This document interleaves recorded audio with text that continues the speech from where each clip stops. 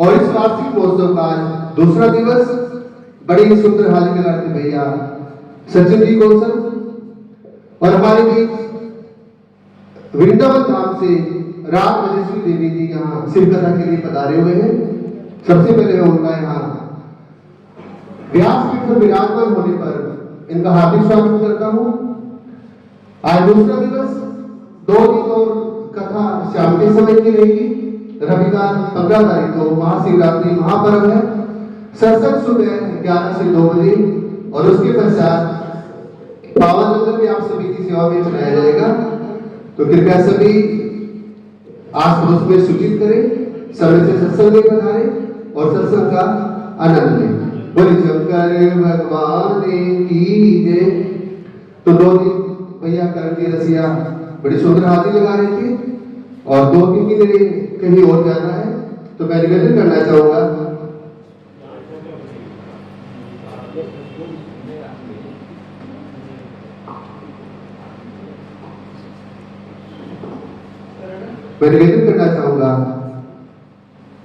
हमारे मोहन सिद्धा से और एंटी जी से आए और महाराज जी का माल्यार्पण करके इनका स्वागत करेंगे।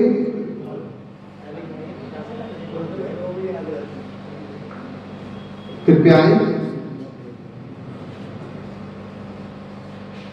मिसेज प्रवीण आहूजा आप भी आए और माल्यार्पण करके स्वागत करेंगे। कृपया जल्द से आ जाए।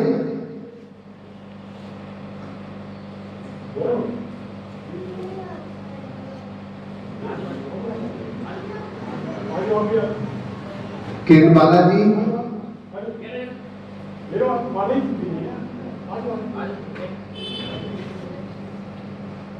मिसेज अनिल चावला जी, हमारे गौतम भैया जी हर साल जो इनकी सेवा रहती है कृपया वो भी आए।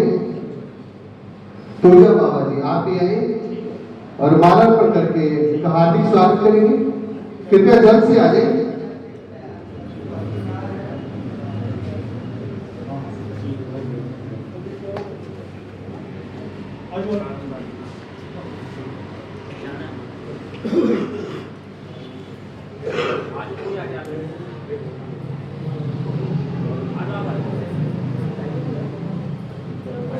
बोले शंकर भगवान की जय। तो 2 दिवस बड़ी सुंदर हाजिरी भैया करण की रसिया के द्वारा और मैं इनसे निवेदन करना चाहूंगा तो दरबार में आए हमारे भैया प्रवीण जी हो गया, अंकल हमारे हंसराज बंदा जी आप भी आए और करण रसिया जी को प्रसाद देकर के इनका धन्यवाद करेंगे। हर साल आते हैं, अपनी हाजिरी लगाते हैं।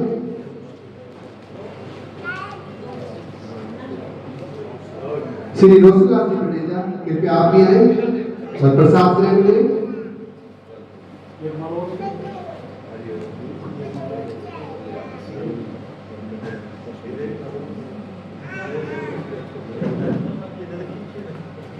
अंकल रोसुलाल पटेजा जी प्रसाद ग्रहण करें। कृपया आप भी आए।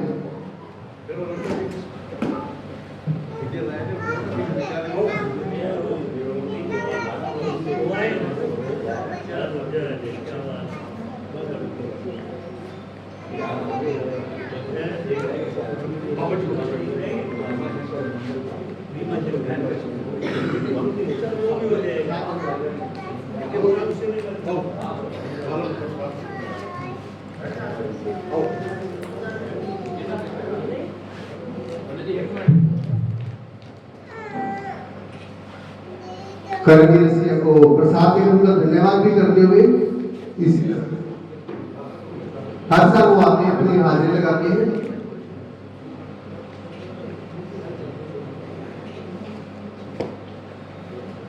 भैया प्रवीण जी हो गया, अंकल हरबंसलाल जी, बाबा जी आप सभी कृपया सम्मानित करें करण जी को।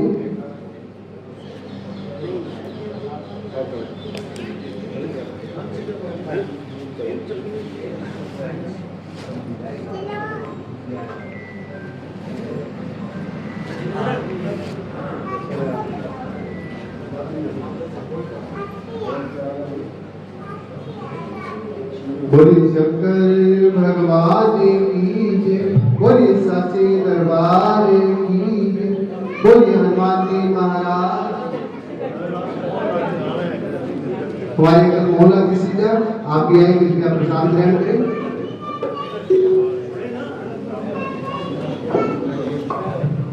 कृपया स्वयं के बाद दरबार में आएंगे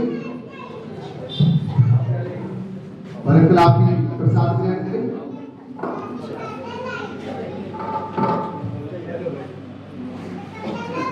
तो पुनः आप सभी को निवेदन किया जाता है कि आप आस पड़ोस में सूचना दें और समय से सत्संग में पधारें।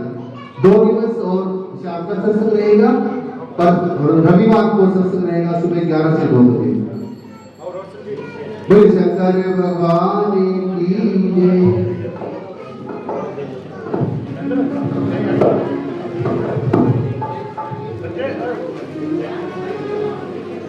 श्रीमती रिया नारायण जी, कृपया आप भी जल्द से दरबार में आ जाए।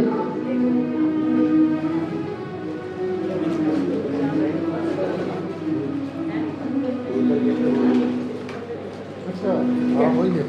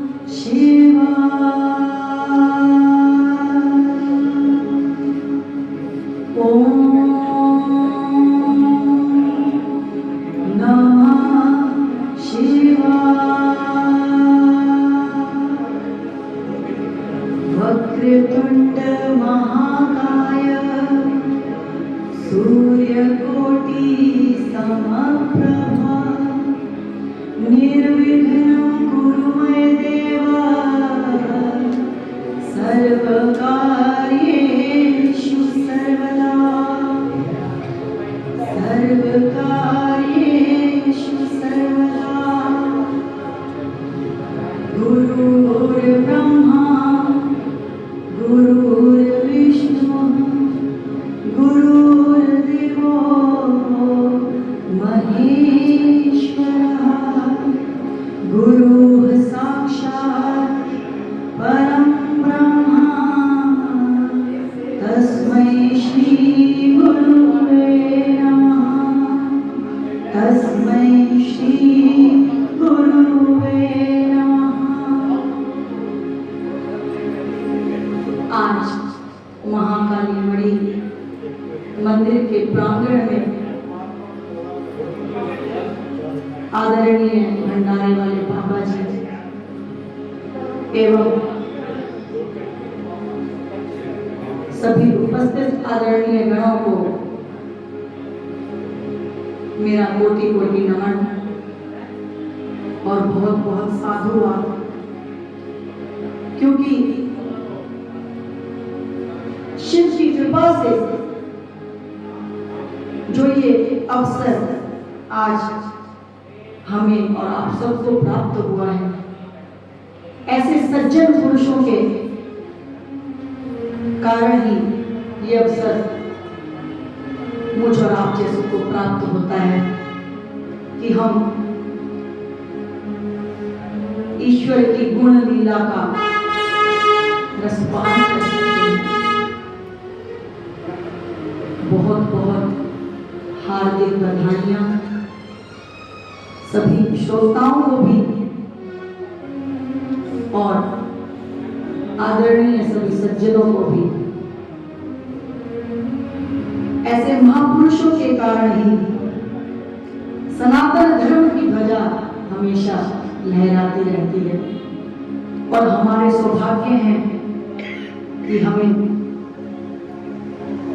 इस पुण्य के कार्य में कुछ भाग भी प्राप्त हुआ है। जय जय राधा रमण हरि बोल, जय जय राधा रमण हरि बोल, जय जय राधा रमण हरि बोल, जय जय राधा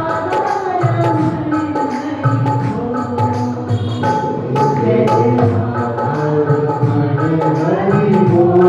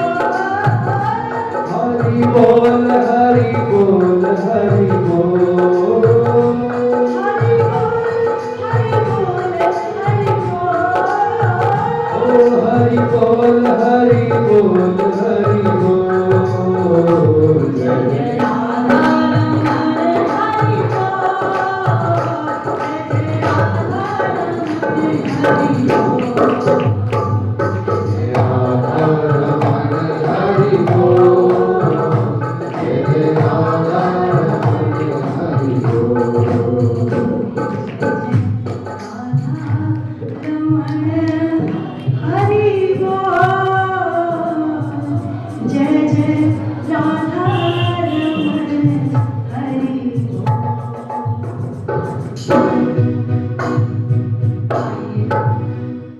भगवान शिव के महापुराण की कथा का आरंभ करते हुए आज हम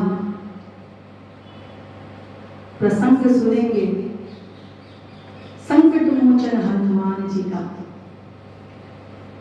आप यदि गौर से देखेंगे और मंदिर जाते होंगे सब लोग, तो मंदिरों में आप पाएंगे कि प्रथम पूजनीय गणेश जी का विग्रह और साथ ही साथ हनुमान जी का विग्रह भी आपको अवश्य ही मिलेगा। क्यों? क्योंकि एक विघ्न विनाशन और एक संकट मोचन। कहते हैं समुद्र मंथन के समय जब भगवान श्री हरि ने मोहिनी रूप धारण किया था, तो इतना सुंदर रूप, इतना शुभ रूप कि उस रूप को देख करके भगवान शंकर जी भी मोहित हो गए। और जब मोहित हुए तो ईश्वर की लीला ऐसी कि फिर मोहित होकर के उन्होंने अपना तेज उत्सर्ग कर दिया। और जब उन्होंने अपना तेज उत्सर्ग किया, उस तेज को सप्त ऋषियों ने लेकर के एक पत्ते पर स्थापित कर दिया। अब जब पत्ते पर स्थापित किया तो उस तेज को सौंपा गया वायुदेव को। और वायुदेव को क्यों सौंपा गया? क्योंकि माता अंजनी 12 वर्षों से कठोर तपस्या कर रही थी भगवान शिव की। तो उनके कान में वायुदेव ने जा करके भगवान शिव के तेज को समर्पित कर दिया और उसी तेज से कहते हैं कि भगवान शिव के अंश अवतार हनुमान जी का जन्म होता है। और कहते हैं कि हनुमान जी को वायु के पुत्र कहा जाता है। वो इसीलिए कहा जाता है क्योंकि जो भगवान शिव का तेज था वो वायुदेव ही लेकर के माता अंजनी के पास जाते हैं। तो ये वर्णन तो आता है शिव पुराण के अंदर कि वायुदेव ने कान के माध्यम से माता अंजनी को भगवान शिव का तेज प्रदान किया। किंतु साथ ही एक कथा और भी जुड़ती है कि जब अंजनी मां तपस्या कर रही थी उसी समय भगवान श्री राम जी के पिता दशरथ जी पुत्र कामेष्टि यज्ञ कर रहे थे और उस यज्ञ में जो प्रसाद रूपी खीर थी उसका एक हिस्सा वायुदेव माता अंजनी तक पहुंचा देते हैं लीला स्वरूप से। तभी वायुदेव का पुत्र भी हमारे हनुमान जी को कहा जाता है। हनुमान जी का रूप लेने का भगवान शिव का जो कारण था वो क्या था? राम जी की सेवा, राम जी के प्रति प्रेम। क्योंकि एक बार माता सती पूजा पाठ कर रही थी और माता सती पूजा पाठ में रोज विष्णु जी के सहस्त्र नाम का पाठ किया करती थी। अब सहस्त्र नाम लेने के लिए समय तो लगता है और शंकर जी को माता सती से कुछ काम पड़ा, किंतु माता सती को समय लग रहा था। तो जब माता सती अपना पूजन पूर्ण करके आती हैं, शंकर जी पूछते हैं कि तुम क्या इतना समय क्यों लगा दिया? तो कहती हैं कि मैं विष्णु सहस्त्र नाम का पाठ कर रही थी, उसमें समय तो लगता ही है। तो भगवान शिव कहते हैं राम रामेति रामेति रमे रामे मनोरमे सहस्र नाम ततुल्यम राम नाम वरानने। कि हे सती, राम नाम की महिमा ऐसी अपरंपार है कि एक बार राम नाम लेने से सहस्त्र बार श्री विष्णु जी का नाम लेने के बराबर ही है। उस दिन उन्होंने माता सती को अपने इष्ट की भक्ति के बारे में ज्ञान दिया और इतना प्रेम भगवान शिव का श्री हरि के प्रति और श्री हरि का भगवान शिव के प्रति। कहते हैं कि श्री हरि की कृपा के बिना हर की आशीर्वाद प्राप्त नहीं होता और हर की कृपा के बिना श्री हरि का आशीर्वाद प्राप्त नहीं होता। क्योंकि लोग अक्सर सोचते हैं कि विष्णु जी बड़े या शिव जी बड़े, किसको पूजें, किसको ध्याएं, किसको आराधना करें कि हमें ज्यादा फल प्राप्त हो। किंतु रहीम जी ने भी कहा है कि रहीमन कुआं एक है पानी भरे अनेक। रहीमन कुआं एक है पानी भरे अनेक, बर्तन में ही भेद है, पानी सब में एक। यानी कि हम बर्तन हैं, हम मनुष्य बर्तन हैं, और इस बर्तन के अंदर, हमारे इस शरीर रूपी बर्तन के अंदर जो पानी है वो क्या है? हमारी आत्मा, हमारा चेतन। तो वो तो सब में ही एक है, सिर्फ हमारे स्वरूप बदले हुए हैं। तो इसी प्रकार से हमारे ईश्वर भी एक ही है, लेकिन लीला के कारण उनके स्वरूप आपको अलग अलग दिखाई पड़ते हैं, किंतु उन सभी स्वरूपों के पीछे एक ही ईश्वर है। तो आप चाहे यहाँ से देखें, चाहे यहाँ से देखें, चाहे यहाँ से देखें, चाहे श्री हरि करें, चाहे हर बोले, पाएंगे तो आप उस ईश्वर को ही। तो भगवान शिव की महिमा बड़ी अपरंपार है, और श्री हरि की कृपा, भगवान शिव के आशीर्वाद के बिना पाना बहुत ही कठिन है। इसीलिए भगवान शिव भी, शिव महापुराण के अंदर वर्णन करते हैं कि यदि कोई मेरे इष्ट, मेरे प्रिय श्री हरि की निंदा करता है तो उसे मेरा सानिध्य तो कभी प्राप्त हो ही नहीं सकता। पर ऐसे ही हमारे श्री हरि जी भी यही बात भागवत के अंदर वर्णन करते हैं कि जो शिव निंदक है वो मेरा भक्त कभी हो ही नहीं सकता। ये एक दूसरे के पर्याय हैं। हनुमान जी का जन्म होता है शिशु रूप में, प्रातःकाल सूर्य के बिंब को देख करके, उसे फल समझ करके उगल निकल लेते हैं ऊपर जाकर के, सोचते हैं कि फल है और फल समझ करके उसे खा लेते हैं। फिर सभी देवता आकर के हनुमान जी को मनाते हैं और उनके मुंह से सूर्य देव को उगलवाते हैं, और फिर सभी देवता और ऋषि उन्हें शिव का अवतार जानकर कि इस बालक में इतना सामर्थ्य है कि ये सूर्य को निगल गया फल समझ करके, तो ये कोई साधारण बालक तो हो ही नहीं सकता।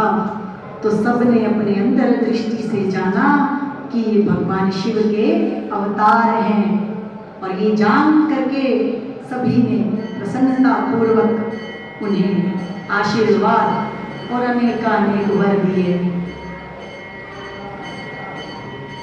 और जब हनुमान जी ने अपनी ये सारा वृतांत अपनी माता अंजलि को सुनाया तो माता अंजलि बड़ी प्रसन्न होकर के उन्हें सूर्य देव के पास विद्या ग्रहण करने के लिए भेजती हैं कि जाओ, जा करके तुम सूर्य देव से विद्याएं हासिल करो। और माता की आज्ञा ले करके हनुमान जी चलते हैं और पूरे यत्न से थोड़े ही समय में सभी विद्याएं वो पढ़ लेते हैं। और फिर अंजलि माँ की आज्ञा लेकर के वो राजा सुग्रीव के पास, जो कि वानरों के राजा सुग्रीव के पास जाते हैं। और सुग्रीव उस समय अपने भाई बाली द्वारा छला जाता है, उसके राज्य का, उसकी पत्नी का हरण कर लिया जाता है बाली द्वारा। तो इस बात से तिरस्कृत हो सुग्रीव जी ऋष्यमुख पर्वत पर जा करके हनुमान जी को साथ ले जा करके वहीं रहने लग जाते हैं, और हनुमान जी सुग्रीव के मंत्री बनते हैं। और ऐसा कहा जाता है कि हनुमान जी ने ही राजा सुग्रीव की मित्रता श्री राम जी के साथ करवाई थी। हनुमान जी की कृपा दृष्टि यदि किसी पर पड़ जाए तो सभी संकटों का नाश हो जाता है। आइए हनुमान जी के चरणों में हाजिर लगाते हुए उनकी कथा के साथ साथ सुनते हुए एक भजन। ओ जय जय जय बजरंग बली, जय जय जय बजरंग बली, जय जय जय बजरंग बली, जय जय जय बजरंग बली। ओ जो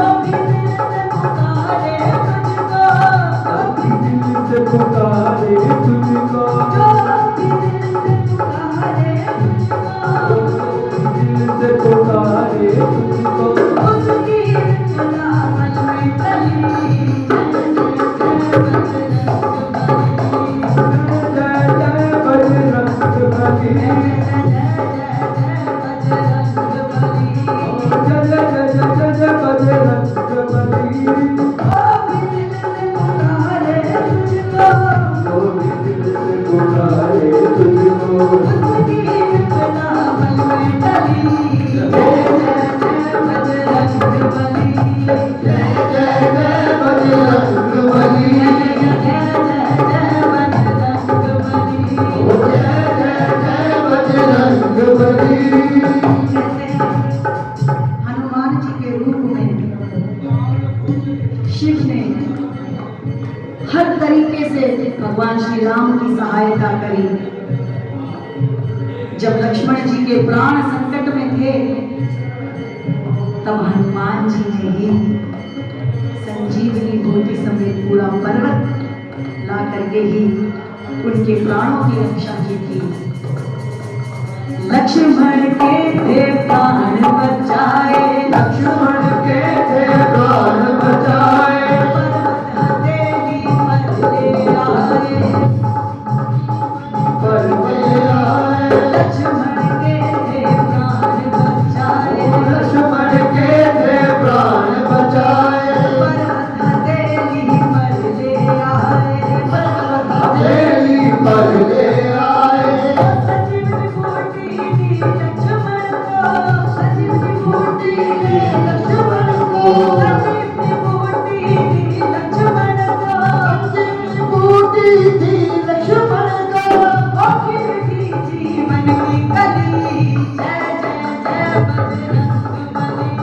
जय जय जय बजरंग बली, जय जय जय बजरंग बली, जय जय जय बजरंग बली, जय जय जय बजरंग बली। ओ जो भी दिल से पुकारे तुझको, जो भी दिल से पुकारे तुझको, जो भी दिल से पुकारे तुझको, जो भी दिल से पुकारे तुझको, उसकी विपदा पल में टली। जय जय जय बजरंग बली, जय जय जय बजरंग बली, जय जय जय बजरंग बली, जय जय जय बजरंग बली। कहते हैं हनुमान जी ने राम जी का संदेशा लेके जाने का कार्य संभाला था और समुद्र को लांग करके एक छलांग में ही पहुंच गए थे लंका। लंका पहुंच करके भगवान श्री राम जी का संदेश माता सीता को दिया और माता सीता को जब यकीन नहीं आया कि ये राम का दूत है तब क्या किया हनुमान जी ने? हनुमान जी ने माता सीता को राम चिन्ह अंकित अंगूठी मुद्रिका दे दी। हो राम जी ने संदेशा भिजवाया, राम जी ने संदेशा भिजवाया, सीता माँ को यकीन न आया, सीता माँ को यकीन न आया। हो राम जी ने संदेशा भिजवाया, राम जी ने संदेशा भिजवाया, सीता माँ को यकीन न आया, सीता माँ को यकीन न आया। अब हनुमान ने राम अंगूठी, अब हनुमान ने राम अंगूठी, अब हनुमान ने राम अंगूठी, अब हनुमान ने राम अंगूठी।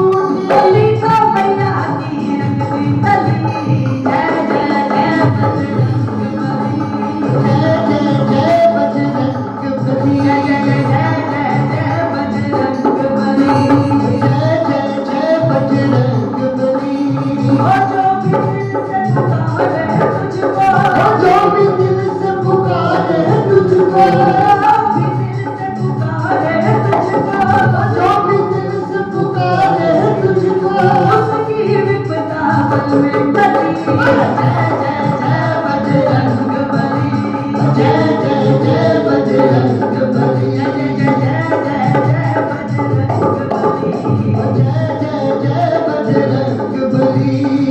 कहते हैं जब बजरंग बली जी ने माता सीता को संदेशा दे दिया, तब जब वो उपवन में फल खाने लगे माता सीता की आज्ञा से, तो वाटिका को उजाड़ने लगे, क्योंकि वानर स्वभाव के कारण वानर शरारती होते हैं, इसीलिए हनुमान जी वाटिका को उखाड़ने लगे, तहस नहस करने लगे। तब रावण के योद्धाओं ने, रावण के गणों ने हनुमान जी को पकड़ लिया और पकड़ करके ले गए रावण के पास। तब रावण ने पूछा, किसकी आज्ञा से तू यहाँ आया है? मेरे ही घर में आकर के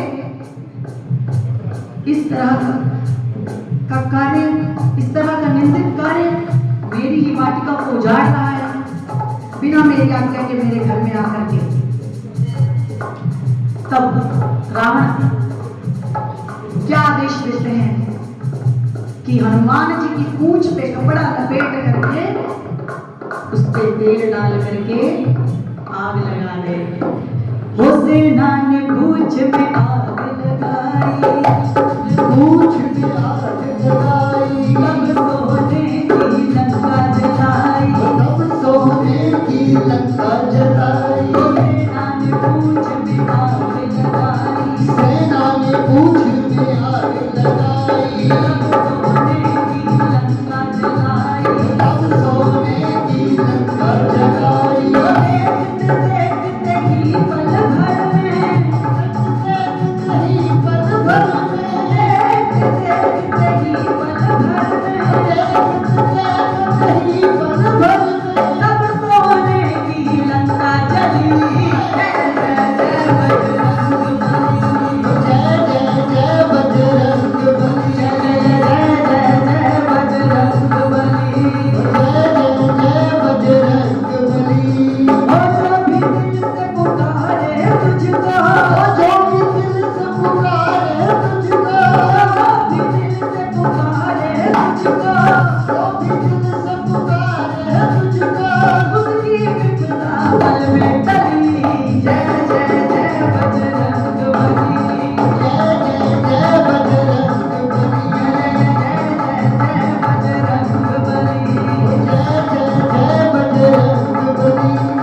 जो भी दिल से पुकारे तुझको, जो भी दिल से पुकारे तुझको, जो भी दिल से पुकारे तुझको, जो भी दिल से पुकारे तुझको, उसकी विपदा पल में टली। जय जय जय बजरंग बली, बजरंग बली, जय जय जय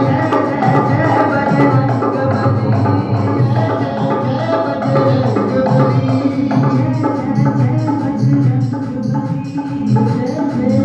बजरंग बली।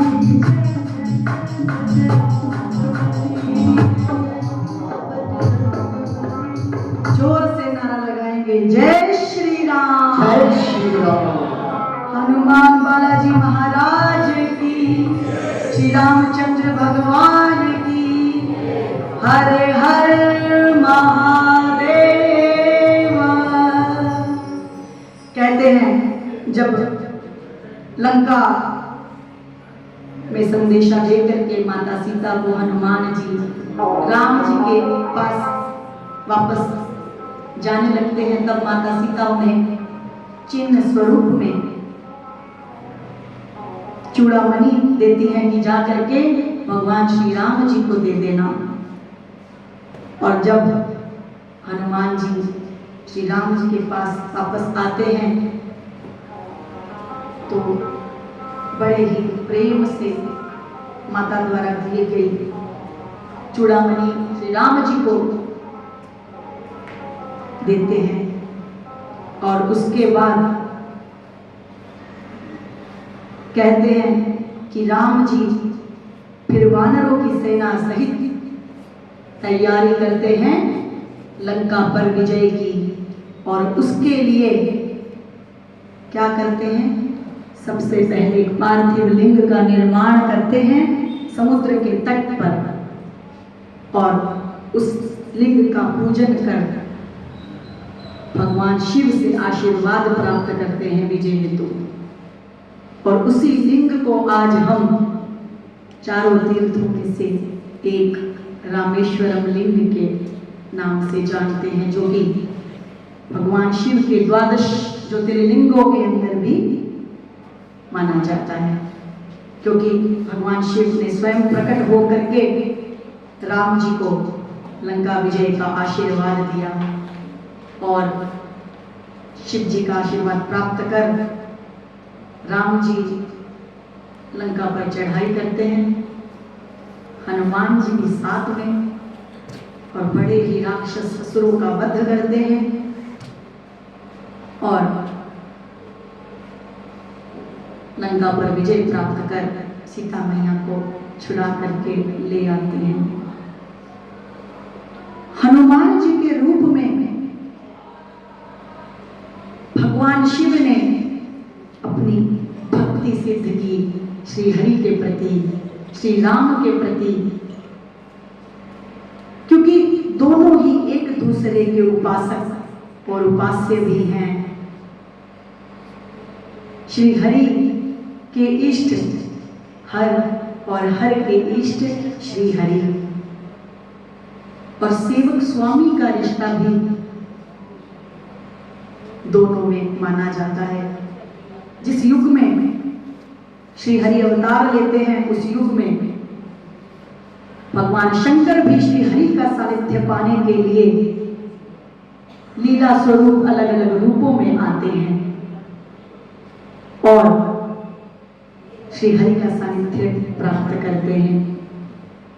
ऐसे ही हनुमान जी के अवतार के रूप में रामदूत कहलाए, और राम भक्ति का प्रचार प्रसार किया। ऐसे ही हमारे महादेव बड़े अद्भुत हैं।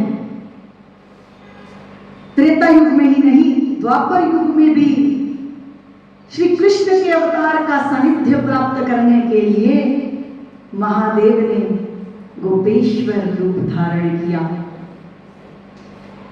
और क्योंकि उन्हें प्रतिस्पर्धा दी कि श्री हरि ने एक बार मोहिनी रूप धारण किया, हमारे कार्य हेतु, हमारी सहायता हेतु, तो क्यों ना मैं भी अब इस बार गोपेश्वर रूप में श्री हरि के समीप का सानिध्य पाऊं। तो महादेव गोपेश्वर रूप धरते हैं। बड़ा ही अद्भुत प्रसंग, जिसमें वृंदावन की महिमा हमें मिलती है। एक बार भगवान शिव मां पार्वती के साथ ध्यान में बैठे होते हैं। उसी समय द्वापर युग में श्री कृष्ण जी महारास का उद्घोष करते हैं कि मैं महारास रचाने वाला हूं, और बांसुरी की धुन उनकी शुरू हो जाती है। और जैसे ही महादेव के कानों में बांसुरी की धुन बढ़ती है, तो महादेव का ध्यान जो है वो भंग हो जाता है, क्योंकि इतनी मधुर हमारे श्री कृष्ण की बांसुरी का जो रस, उसे पी करके तो हमारे महादेव भी नहीं थकते। तो जब महादेव जी ने सुना कि कृष्ण जी मेरे प्रिय श्री हरि कृष्ण रूप में महारास रचाने वाले हैं, तो महादेव ने अपने तप ध्यान को छोड़ करके माता पार्वती को और अपने पूरे परिवार को तैयार कर लिया कि चलो पार्वती, हम सभी संग चलेंगे और महारास रचाएंगे श्री कृष्ण जी के साथ।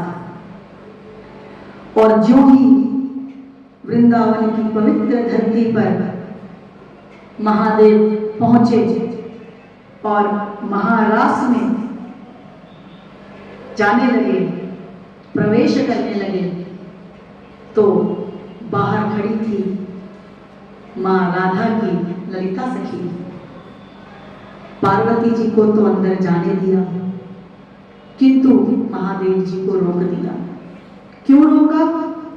कि हे महादेव, इस महारास में आप तभी जा सकते हैं यदि आप स्त्री रूप हैं या आप गोपी बन जाएंगे, तभी आप जा सकते हैं।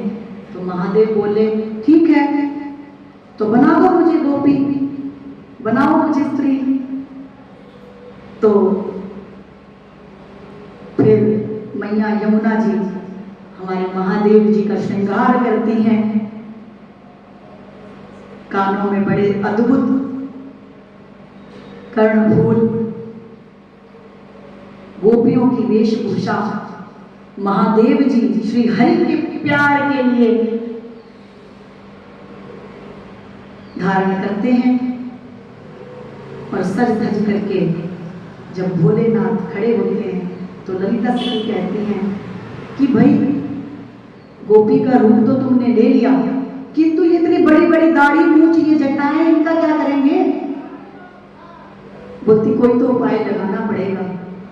और उपाय क्या लगाती हैं? बड़ा सा घूंघट उनके मुख पर डाल देती हैं। और हमारे महादेव गोपी रूप में इतने अद्भुत लगते हैं, इतने अद्भुत लगते हैं, किंतु उनका मुख वो पर्दे से यानी कि घूंघट डाल करके ढक देती हैं और उन्हें प्रवेश दे देती हैं।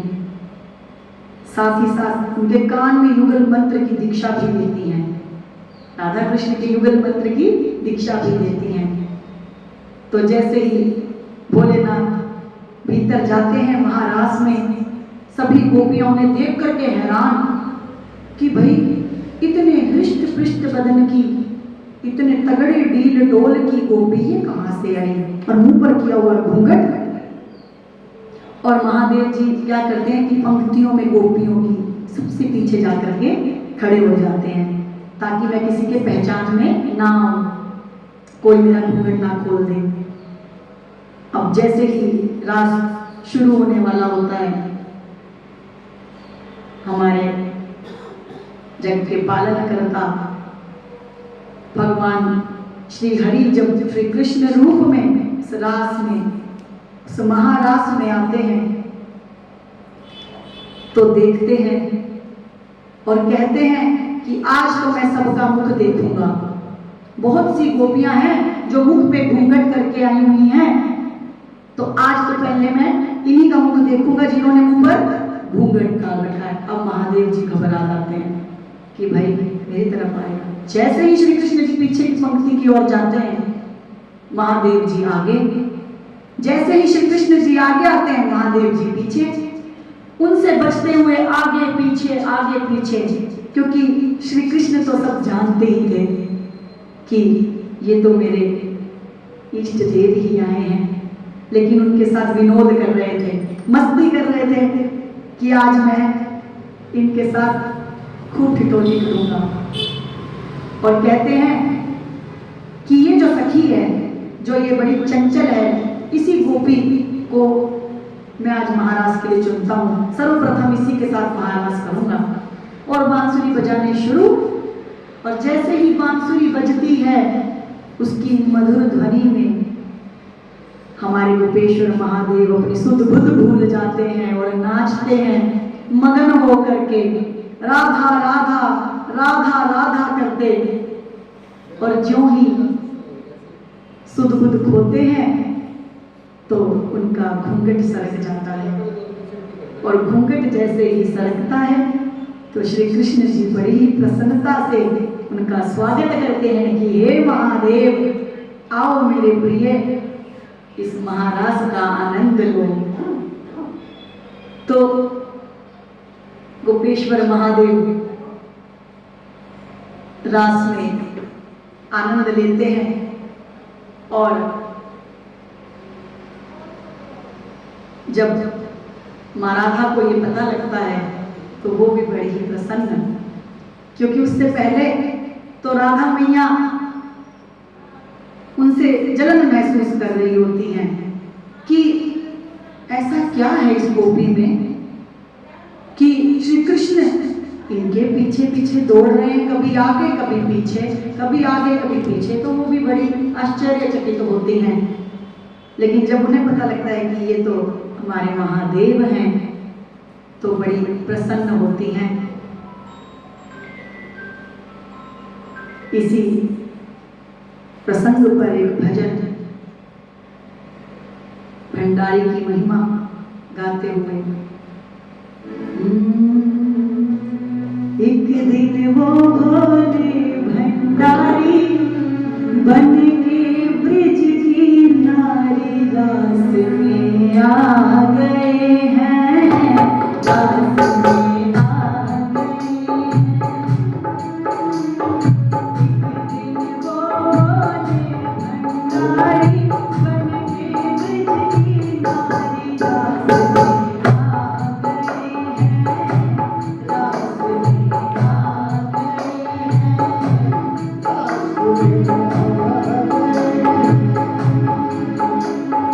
पार्वती भी मना के हारी, ना माने त्रिपुरारी, रास में आ गए हैं, रास में आ गए हैं, रास में आ गए हैं,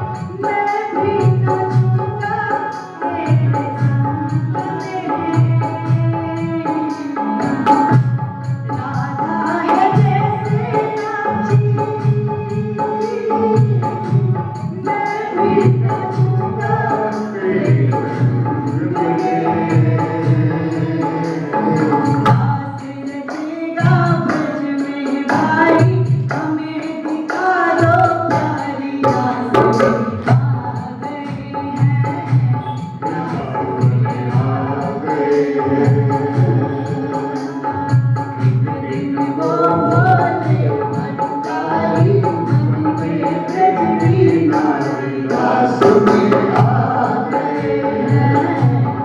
में आ गए वृंदावन धाम और गोपियों की महिमा शब्दों से परे है। हमारे ठाकुर जी और राधा रानी जी का निजवास और उनके शाश्वत प्रेम का प्रतीक है वृंदावन धाम। वृंदावन की हर गली हर स्थान से जुड़ी है हमारे श्री कृष्ण और राधा जी की नित्य लीलाएं। हर मंदिर के हर विग्रह में आपको श्री राधा कृष्ण और गोपियों के दिव्य प्रेम की अद्भुत झलक मिलती है वृंदावन में। कहीं राधा वल्लभ मंदिर, कहीं राधा रमण रूप में, कहीं बांके बिहारी रूप में, तो कहीं गोपेश्वर महादेव के रूप में। कहते हैं गोपी कोई साधारण शब्द नहीं, गोपी एक भाव है। कैसा भाव? पूर्ण परमात्मा को समर्पित, हर इंद्रिय हर रोम रोम, यही है गोपी। जब आप अपना सर्वस्व श्री कृष्ण से प्रेम में लुटा दें तो उसी भाव को हम कहते हैं गोपी। सर्वोच्च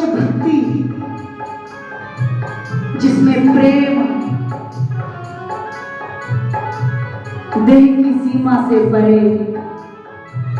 इसी गोपी भाव में हमारे भगवान शिव भी अपना सर्वस्व भूल गए और गोपी वेश में श्री राधा कृष्ण जी का संग पाने हेतु महारास में आनंद लेने आए। बस यदि श्री कृष्ण की कृपा चाहिए, श्री हरि का प्रेम चाहिए, तो राधा की तरह, गोपी की तरह, मीरा की तरह, नरसिंह मेहता की तरह, श्री हरिदास जी की तरह, श्री हरिवंश जी की तरह और हमारे गोपेश्वर महादेव की तरह सब कुछ भूलकर अपना सर्वस्व समर्पित कर उनके सानिध्य में, उनके दर्शन के लिए लालायित रहना है और पुकारना है उन्हें नृत्य की गहराइयों से। हरि से नैन मिलाकर देखो, अरे ये धोखा भी खाकर देखो ना। सबसे सुंदर है हमारे बाके बिहारी, तुम जरा वृंदावन जाकर देखो ना, वृंदावन जाकर देखो ना। दर्शन करिए प्रभु के और हृदय में बसा लीजिए प्रभु के रूप को, प्रभु के प्रेम को।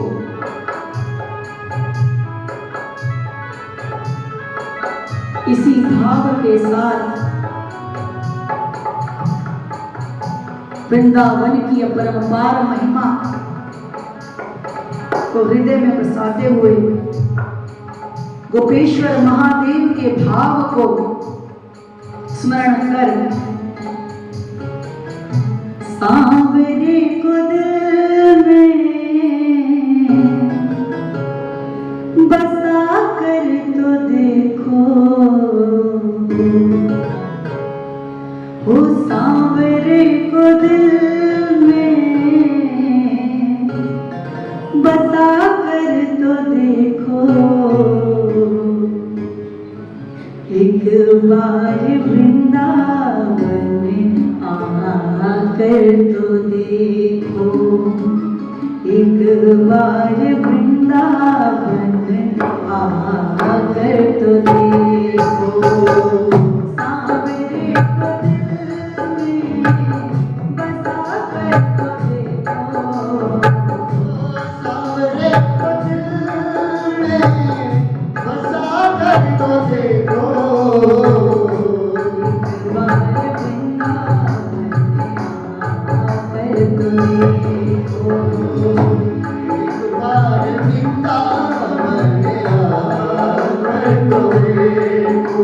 वृंदावन जाए बिना आपको पता ही नहीं लग सकता कि श्री कृष्ण के प्रेम का पागलपन कैसा होता है,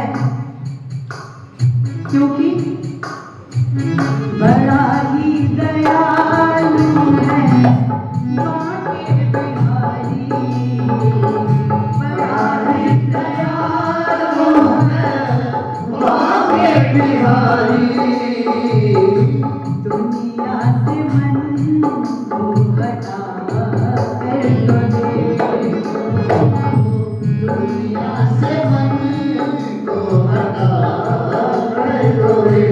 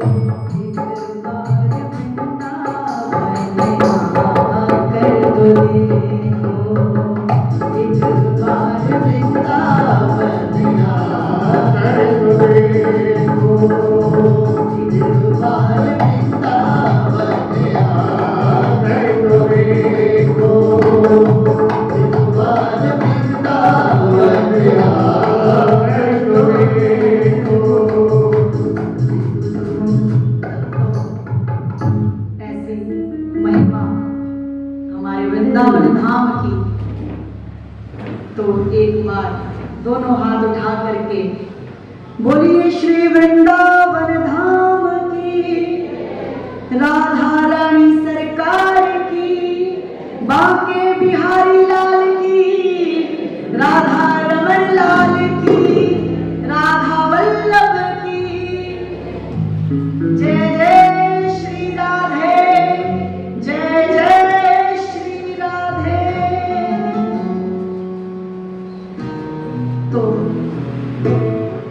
सुना आज आप सबने किस प्रकार से भोले ने द्वापर युग में भी श्री हरि के सानिध्य के लिए, उनके प्रेम के लिए गोपेश्वर स्वरूप धारण किया और श्री कृष्ण ने उन्हें उस रूप में आनंदमयी महारास का भरपूर आनंद भी दिलवाया। तो वृंदावन अवश्य जाकर के देखिए, वृंदावन की धरा, पवित्र धरा पर जैसे ही आप पहुंचते हैं, ठाकुर जी के प्रेम के भाव, राधा रानी के प्रति प्रेम के भाव स्वतः ही आपके मन में उमड़ते हैं। और इस बात की भी पक्के तौर पे मैं गारंटी लेती हूं कि वृंदावन के अंदर यदि आप जाते हैं और पूरे भाव के साथ जाते हैं, पूरी श्रद्धा के साथ जाते हैं, तो अवश्य ही किसी ना किसी मंदिर में आपके अश्रु बहते हैं और ऐसे बहते हैं कि ना कुछ बोलते बनता है, ना कुछ करते बनता है। यही प्रेम है श्री कृष्ण का, जो कण कण में बसा है वृंदावन के। मैंने सुना है फतेहाबाद को भी मिनी वृंदावन के नाम से जाना जाता है, क्योंकि हमारे बाबा जी जैसे महापुरुष, दिव्य आत्माएं इस धरा पर ऐसे पुण्य के कार्य करती हैं, तो आप और मुझ जैसे मनुष्यों के भाग्य उदय हो जाते हैं और हमें यही बैठे वृंदावन का एहसास मिलता है। तो ये सब इन सज्जन पुरुषों की मति और गति से। कहते हैं कि जब भी आपको भगवान बहुत दे तो अहंकार नहीं करना, बल्कि गर्व करना है। अहंकार और गर्व में बड़ा ही मामूली सा अंतर है, किंतु अहंकार रख करके यदि आप भक्ति भी करेंगे तो आपका हश्र होगा रावण की जैसा, क्योंकि रावण बड़ा ही विद्वान ब्राह्मण, चारों वेदों का ज्ञाता, जिसने काल को भी बांध रखा था, सिर्फ और सिर्फ अहंकार के कारण उसने महादेव की भक्ति को व्यर्थ कर दिया। हमें भगवान के दिए का हमेशा गर्व, उसके प्रति कृतज्ञता होनी चाहिए। और देखिए, जब आप कृतज्ञता का भाव भगवान के प्रति लाएंगे कि जो मुझे ईश्वर ने दिया है, मैं तो उसके काबिल भी नहीं था, फिर भी मुझे इतना दिया, हे प्रभु, हे ईश्वर, इस बात के लिए तेरा बहुत बहुत धन्यवाद। और जिस दिन से ये बात मेरी आजमाई हुई है, मैंने अपने जीवन में, अपने आध्यात्मिक सफर में कृतज्ञता का भाव सीखा है ईश्वर के प्रति। जब आप कृतज्ञ होंगे तो ईश्वर आपको जितना दिया है उससे अधिक और अधिक और अधिक और अधिक देते हैं, क्योंकि आप उसे प्रेम से स्वीकार कर रहे हैं और कृतज्ञता दर्शा रहे हैं ईश्वर के प्रति। तो ईश्वर भी लुटाने में लग जाते हैं फिर आप पर। और मैंने ये देखा है कि कई बार बड़े ही भोले बच्चे या भोले मनुष्य, जिन्हें कहना तो नहीं चाहिए किंतु फिर भी हम लोग उन्हें अक्सर बड़े ही निंदनीय शब्दों से पुकारते हैं कि ये तो मंद बुद्धि है, ये तो कम दिमाग वाला है। अरे जो बच्चे, जो मनुष्य जिन्हें आप भोला और मंद बुद्धि कह करके पुकारते हैं, उन्हीं के ईश्वर होते हैं भोले। उनकी बुद्धि मंद नहीं, उनका स्वार्थ मंद होता है। ऐसे बच्चों और मनुष्यों के अंदर कभी भी आप पाएंगे तो स्वार्थ नहीं मिलेगा आपको। उनका जो हृदय होता है छल कपट से रहित, उनका जो मन होता है निस्वार्थ निष्पाप भाव से परिपूर्ण होता है। और ऐसे ही बच्चे और मनुष्यों के हमारे भोलेनाथ होते हैं। वो हमसे कम नहीं, हमसे बहुत ज्यादा है। उनका सहारा, उनका पालने वाला भोलेनाथ होता है। इसीलिए तो भोलेनाथ को भोलेनाथ कहते हैं, क्योंकि आपने कथाओं में सुना होगा कि भोलेनाथ बड़े ही भोले हैं। यदि कोई राक्षस दैत्य भी उनकी पूजा करता है तो उसे भी प्रसन्न होकर के बड़े बड़े वरदान दे देते हैं, बड़ी जल्दी प्रसन्न हो जाते हैं। तो ऐसे ही हमारे महादेव भी भोले हैं। तो कभी भी कोई भोला मनुष्य, कोई भोला बच्चा आपको मिले तो उसका मजाक ना उड़ाएं, बल्कि अपने आप को धन्य समझें कि इस कलयुग के समय में आपको किसी निष्पाप, निस्वार्थ, कपट रहित आत्मा का दर्शन हो रहा है शरीर के रूप में।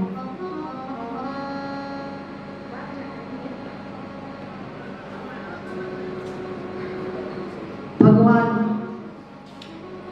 श्री हरि की महिमा तो भगवान शिव भी नहीं जानते हैं। भगवान शिव को आप समझें तो पाएंगे कि जब भी हम कोई कथा सुनते हैं या हम जब भी कोई पुराण पढ़ते हैं तो उसमें हर प्रसंग में जब भी देवता लोग दुखी हो जाते हैं तो देवता और ऋषिगण इकट्ठे होकर के सर्वप्रथम किसके पास जाते हैं? ब्रह्मदेव जी के पास। पहले ब्रह्मा जी के पास जाते हैं, फिर ब्रह्मदेव जी के पास जब उस बात का कोई उपाय नहीं होता, क्योंकि ब्रह्मदेव तो स्वयं वर दे करके उनको राक्षसों को बलवान बना करके आ जाते हैं। तो जब सभी देवता और ऋषिगण पहले ब्रह्मदेव के पास जाते हैं और ब्रह्मदेव के पास जब कोई उपाय नहीं होता, वो कहते हैं कि मैंने ही दिया है वर, तो अब मैं क्या कर सकता हूँ इसमें, चलो हम सब कहाँ चलते हैं? वैकुंठ। फिर वो जाते हैं श्री हरि जी के पास, श्री विष्णु जी के पास, अपनी विनती लेकर के, निवेदन लेकर के कि रक्षा कीजिए हम सभी देवी देवताओं की, हम पर कष्ट छूट पड़े हैं, इस असुर ने, उस दानव ने हमें दुखी कर रखा है। और फिर जब श्री हरि के बस की भी नहीं होती है तो वो सब कहाँ जाते हैं? शिवलोक में, भगवान सदाशिव के पास, कैलाश में भगवान शिव के पास। क्योंकि भगवान शिव चीफ जस्टिस हैं। चीफ जस्टिस देवताओं के, ऋषि मुनियों के, सुप्रीम कोर्ट है हमारी कैलाश नगरी, शिवलोक नगरी। इसीलिए हर बात का अंतिम फैसला कहाँ होता है? सुप्रीम कोर्ट में, हमारे महादेव के दर पे। और फिर महादेव देवी देवताओं को, ऋषिगणों को उस कष्ट के निवारण हेतु उपाय देते हैं और आश्वस्त करते हैं। तो पहले डिस्ट्रिक्ट कोर्ट में मामला जाता है ब्रह्मदेव जी के पास, फिर हाई कोर्ट में मामला जाता है श्री हरि जी के पास, और फिर अंत में सुप्रीम कोर्ट में मामला जाता है, जहां पर मामले का निपटारा होता है। और भगवान शिव की कृपा से श्री हरि लीलाएं करते हैं, अनेक अवतार धारण करते हैं और दानवों और दैत्यों का वध करते हैं। इस कथा के माध्यम से आप सभी से एक और विनती, कहते हैं कि बड़ा पुण्य का काम होता है यदि कथा का आप एक प्रसंग, एक श्लोक भी सुन लें। और जो कथा करवाने वाले और करने वाले होते हैं, उनके निमित्त यदि आप थोड़ा सा भी भाव श्रद्धा रख करके 1 रुपए का दान भी करते हैं, तो उसका अनंत कोटि फल आपको प्राप्त होता है। क्योंकि ईश्वर ने हमें इतना दिया है, और यदि हम ऐसे शुभ कार्यों के लिए, सनातन धर्म के लिए यदि हम दान पुण्य नहीं करेंगे, तो इस धरा पर, इस कलयुग के समय में हम धर्म की रक्षा कैसे करेंगे? भगवान ने आपको इतना दिया है, उस दिए हुए रेत के ढेर में से कुछ कण आप दान में अवश्य लगाएं। और वो दान कैसा दान होना चाहिए? ये नहीं कि मैं आज हजारों रुपए रख के आ गया, मैंने 1000 रुपए की पर्ची कटवा ली, 2000 की कटवा ली, 10,000 की कटवा ली, और आप उस बात का घमंड कर रहे हैं। दान दें तो भाव के साथ दें। भाव से दिया हुआ 1 रुपया भी, 1 रुपया भी आपको अनंत कोटि का फल देगा। और 100 गुना नहीं, करोड़ गुना होकर के भगवान किसी न किसी रूप में आपको अवश्य ही वो लौटा देंगे। भाव ऐसे होने चाहिए, क्योंकि भाव भी बड़े अलग होते हैं। जैसे एक पुरुष का अपने स्त्री के प्रति, एक पुरुष का अपने पुत्री के प्रति, एक पुरुष का अपने पुत्र के प्रति, अपनी बहन के प्रति, अपने भाई बंधुओं के प्रति भाव तो है, किंतु उसमें भी बड़ा ही फर्क है, बड़ा ही फर्क होता है भाव में। ऐसे ही यदि आप ईश्वर में भाव रखते हैं, और भाव कैसा? यदि आप ईश्वर को माता पिता मानते हैं, मातृ पितृ वाला भाव आप ईश्वर के प्रति रखते हैं, तो आदर पूर्ण भाव से दान करें। यदि आप अपने पुत्र पुत्री के रूप में ईश्वर को देखते हैं, तो स्नेहपूर्ण दान करें। और यदि आप उन्हें अपने प्रेमी के रूप में, अपने अर्धांग के रूप में, अपने सर्वस्व के रूप में देखते हैं, तो प्रेम पूर्ण श्रद्धा भाव से दान करें। तो भाव का भी बहुत ही महत्व होता है। ईश्वर के प्रति ऐसे भाव अवश्य लाएं, क्योंकि किसी न किसी भाव में तो आप ईश्वर को पूजते ही हैं। भाव तो हर किसी के अंदर होता है। कोई उन्हें पुत्र मान करके पूज रहा है, कोई पिता मान करके पूज रहा है, कोई सखी मान करके पूज रहा है, कोई सखा मान करके पूज रहा है। भाव के बिना बहुत कठिन है इस कलयुग में भक्ति करना, और बिना भक्ति के ईश्वर की प्राप्ति आपको हो नहीं सकती है। तो आज की कथा को यहीं विश्राम देते हुए आप सभी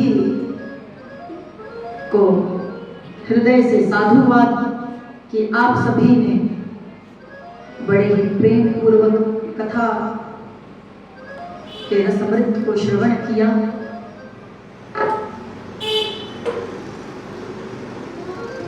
आज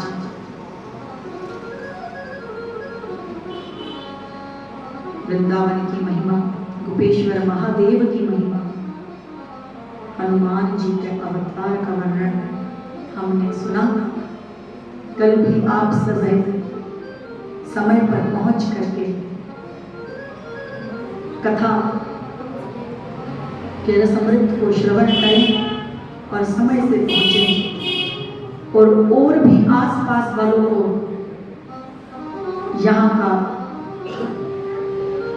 न्योता दे करके, साथ दे करके आए, क्योंकि आप पुण्य कमा रहे हैं तो साथ में दूसरों को भी उस पुण्य में भागी बनाए, तो आपका पुण्य आपको बढ़ चढ़ करके फल देगा।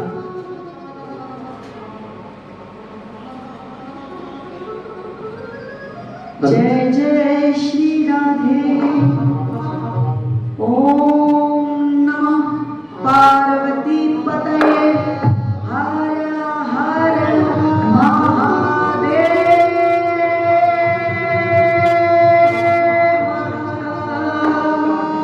ओम नमः पार्वती पतये। हर हर महादेव।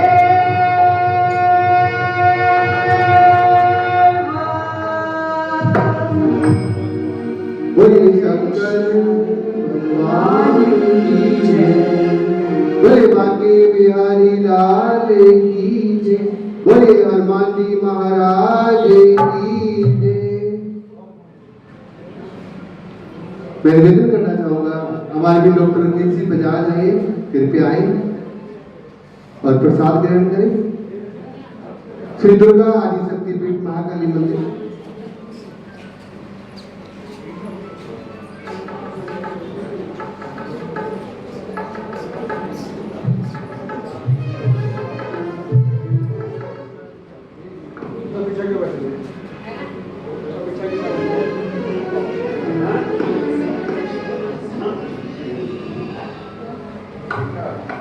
ओम कर्पूर गौरम करुणावतारम संसार सारम भुजगेन्द्रहारम सदा वसंतम हृदयारविंदे भवं भवानी सहितं नमामि। भवं भवानी सहितं नमामि। ओम जय शिव ओंकार। बोले हरे शिव ओंकार।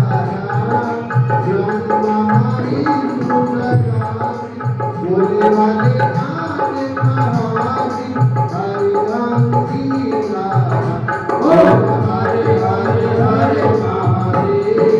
हे आनंद चतुरास मंजान राधे। बोले मंजान राधे। हंसासन गरुड़ासन विश्ववासन साजे। ओम हरे हरे हरे महादेव। तो भुज चार चतुर्भुज दश भुज ते सोहे। बोले दश भुज ते सोहे। तीनों रूप निरखता। रूप निरख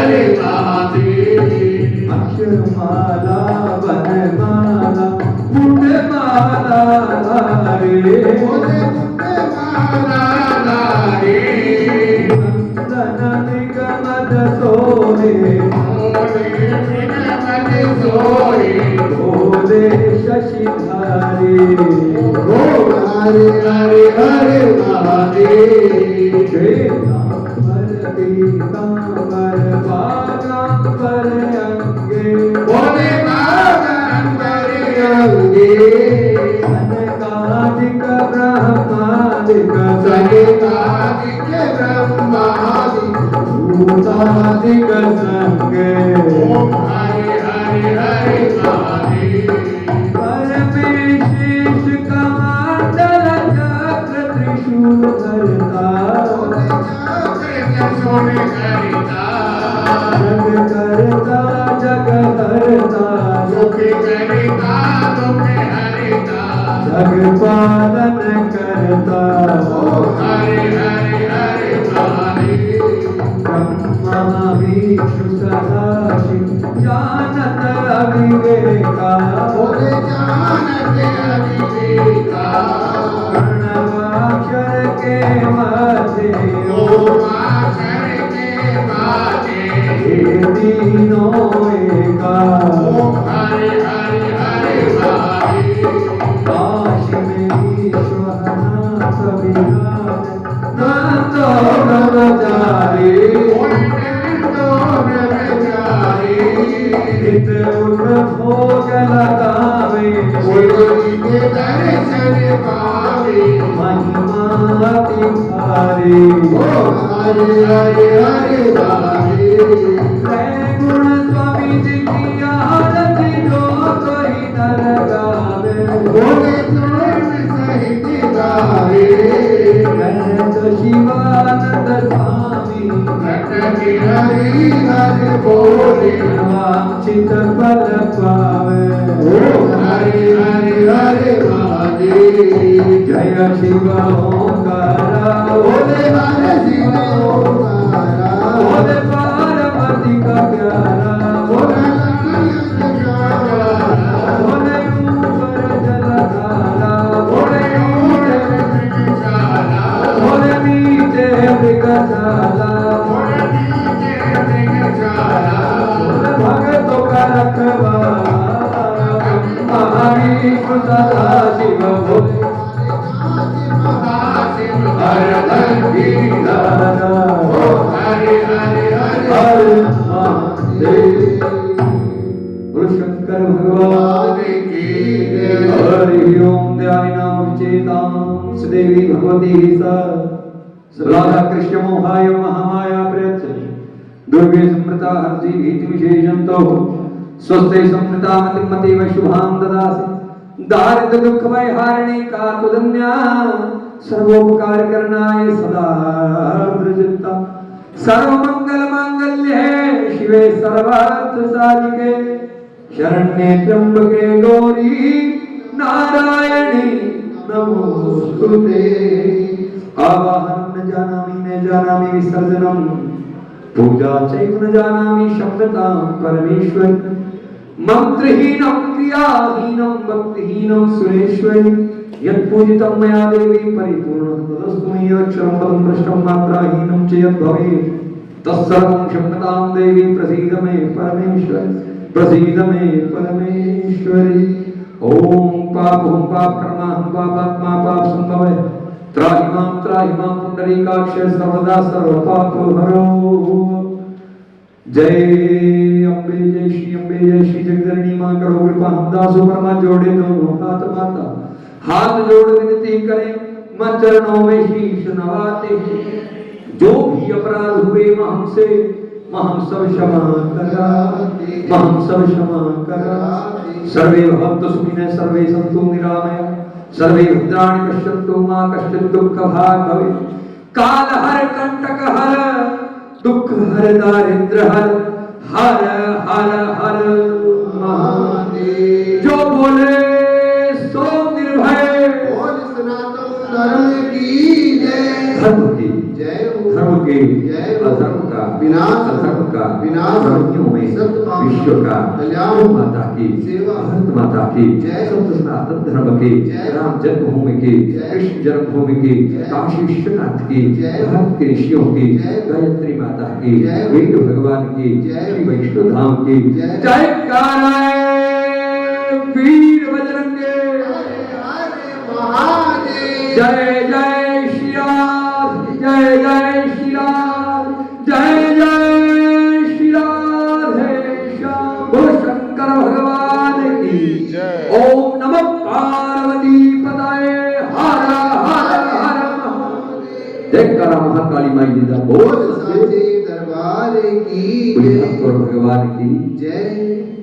सभी अपने अपने स्थान पर बैठ जाए।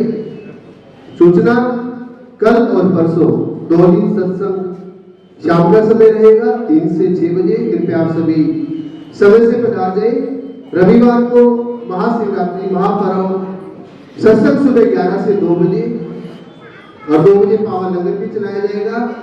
जिस भी दानी सज्जन ने लंगर में कोई भी सहयोग देना हो तो आपके बीच में हमारे भैया प्रवीण जी आहूजा, मनोहर जी हमीदिया, कृपया आप उन्हें नोट करवा सकते हैं। रविवार महाशिवरात्रि। बोले शंकर भगवान की जय।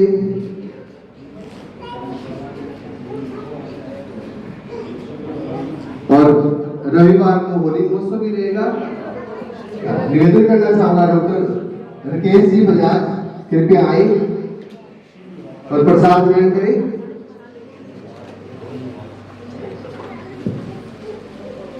महाशिवरात्रि महापर्व भगवान शिव विवाह और होली महोत्सव दोनों ही हम साथ मनाएंगे।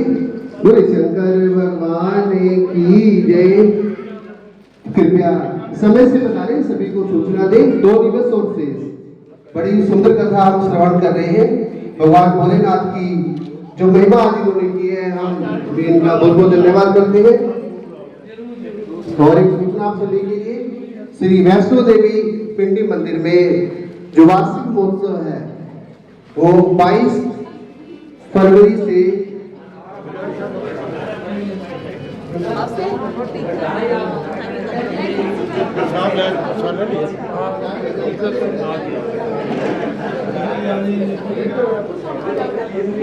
18 से 22 फरवरी महोत्सव रहेगा वार्षिक। कृपया वहां भी पधारे। और 22 फरवरी को विशेष लंगर भी होगा। ले लो आप।